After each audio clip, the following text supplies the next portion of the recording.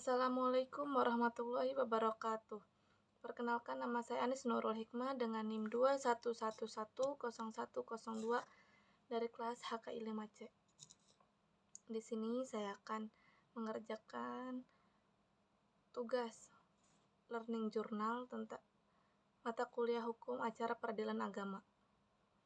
Hukum acara peradilan agama adalah seperangkat aturan dan prosedur yang mengatur tata cara penyelesaian perkara di pengadilan yang bersifat agama, seperti perkara pernikahan, perceraian, waris, dan perkara lain yang berkaitan dengan aspek keagamaan. Ini mencakup proses pengajuan, persidangan, hingga persatuan dalam ranah hukum agama.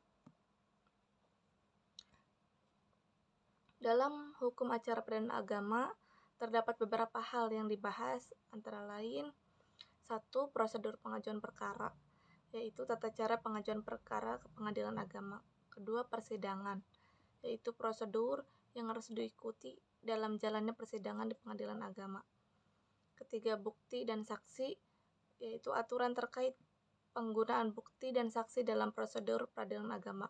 Yang 4. Putusan, yaitu prosedur pengambilan keputusan atau putusan akhir dalam perkara-perkara yang diajukan di pengadilan agama.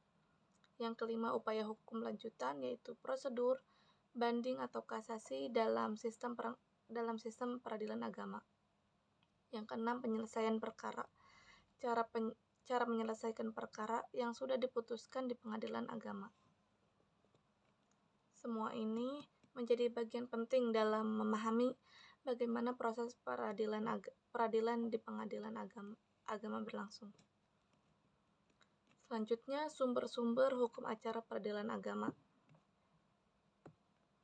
Sumber pengertiannya yaitu rangkaian peraturan yang memuat cara bagaimana orang harus bertindak di muka pengadilan dan cara bagaimana pengadilan harus bertindak satu sama lain untuk melaksanakan berjalannya peraturan-peraturan hukum perdata.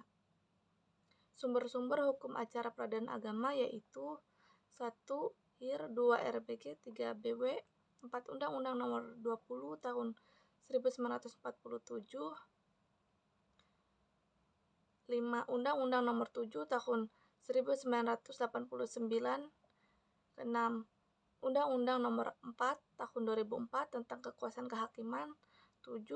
Undang-Undang Nomor 1 Tahun 1974, Undang-Undang Nomor 16 Tahun 2019, 8. Undang-Undang Nomor 2/1986, Undang-Undang Nomor 47/2009, Undang-Undang Peradilan Umum.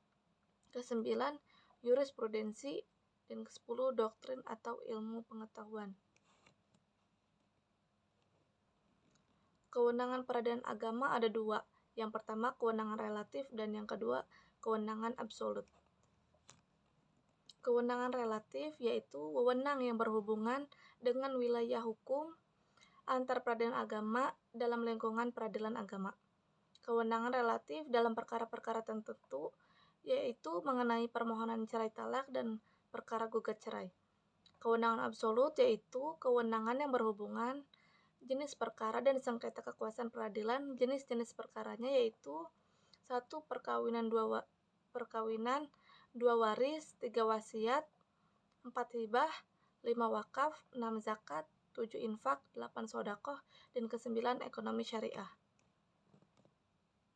Proses berperkara di pengadilan agama yang tahapan pemeriksaan perkara yang pertama, pembukaan sidang. Kedua, penanyaan identitas para pihak. Ketiga, anjuran damai. Keempat, pembacaan gugatan. Kelima, jawaban tergugat. Keenam, refleks penggugat. 7. Duplik tergugat. Ke-8, pembuktian. Ke-9, kesimpulan para pihak. 10. Musyawarah majelis hakim. 11. Pembacaan putusan. Penyitaan di peradilan agama. Penyitaan sita. Sita adalah tindakan menempatkan harta kekayaan tergugat atau harta sengketa secara paksa berada dalam penjagaan yang dilakukan secara resmi berdasarkan perintah pengadilan atau hakim. Macam-macam sita Yang pertama, sita jaminan, kedua, sita revindikasi, ketiga, sita eksekusi, dan keempat, sita atau atas harta perkawinan. Produk hukum peradilan agama. Putusan dan penetapan. Putusan yaitu pernyataan hakim yang dituangkan dalam bentuk tertulis dan diucapkan oleh hakim dalam sidang terbuka untuk umum sebagai suatu produk pengadilan agama sebagai hasil dari suatu pemeriksaan perkara gugatan berdasarkan adanya suatu sengketa. Macam-macam putusan: 1. Putusan akhir, 2. Putusan sela. Pengertian penetapan yaitu pernyataan hakim yang dituangkan dalam bentuk tertulis dan diucapkan oleh hakim dalam sidang terbuka untuk umum sebagai hasil dari pemeriksaan volunter. Macam-macam penetapan. Yang pertama, penetapan dalam bentuk voluntaria. Yang kedua, penetapan bukan dalam bentuk voluntaria. Proses eksekusi di pengadilan agama. Pengertian eksekusi yaitu menjalankan putusan pengadilan yang sudah berkekuatan hukum tetap. Macam-macam eksekusi: 1. Eksekusi real atau nyata, 2. Eksekusi pembayaran sejumlah uang melalui lelang. Selanjutnya, saya ucapkan terima kasih kepada Ibu Fitroh yang telah mengampu mata kuliah hukum acara peradilan agama selama 1 semester ini. Semoga ilmu yang telah Ibu berikan dapat bermanfaat bagi kami. Sekali lagi saya ucapkan terima kasih Ibu. Kurang dan lebihnya mohon maaf. Wabillahi taufiq wal hidayah. Wassalamualaikum warahmatullahi wabarakatuh.